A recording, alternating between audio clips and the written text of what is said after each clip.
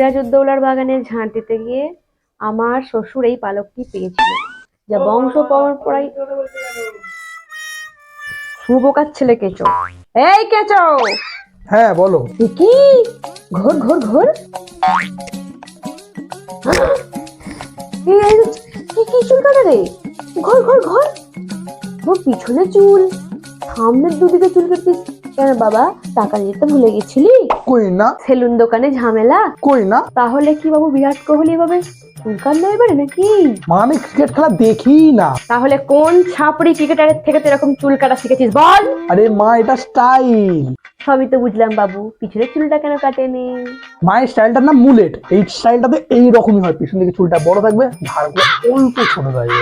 ভগবান, আমাদের বংশে যে এমন চুল কেউ কাটেনি রে।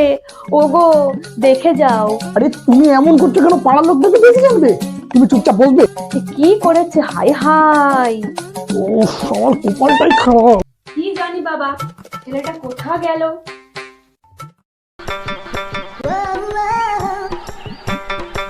আচ্ছা বাবু, এই কলেজের পর থেকে তোর কি হয়েছে রে? মা তোমার খালি কোথায় কোথায় আমার কলেজ কোথা থেকে চলে যাবে সেটাই বুঝতে। এই প্রেম টেম করছিস নাকি? বাবু এই জামাটা ছোট ছোট লাগছে তো, একটু বড় দেখে পর। কেন জামার সাথে আবার কি হলো? জামাটা তো ঠিকই তো আছে। মা তো ভালোর জন্যই বলে, মা কখনো খারাপ চায় বল? পড়ছি, দেখো এবার ঠিকঠাক লাগছে নাকি? ও এটাও ছোট ছোট লাগছে, অন্য একটা পর। দেখো এবার ঠিক আছে নাকি বলো? এটা বেশ মোটামুটি ভালোই লাগছে। আমি দেখছিলাম তুমি এটা কি বলো, এটা লুঙ্গি। হরাম দাদা আমার সাথে মোস করা।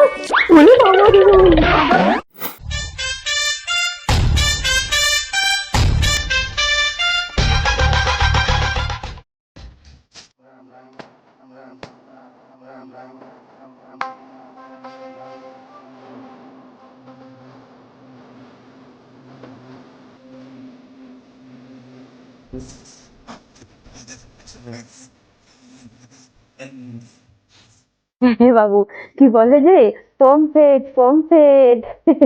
কথাটা হচ্ছে পারফেক্ট, আর সব থেকে বড় কথা এটা তোমার পারফেক্ট বানাচ্ছে। এটা বাবার জামা, এটা আমি নিয়ে পড়েছি।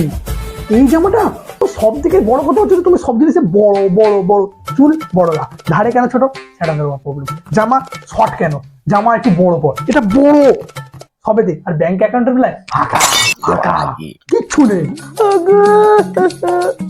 এদিন দেখার আগে আমার কেন মরণ হলো না গো?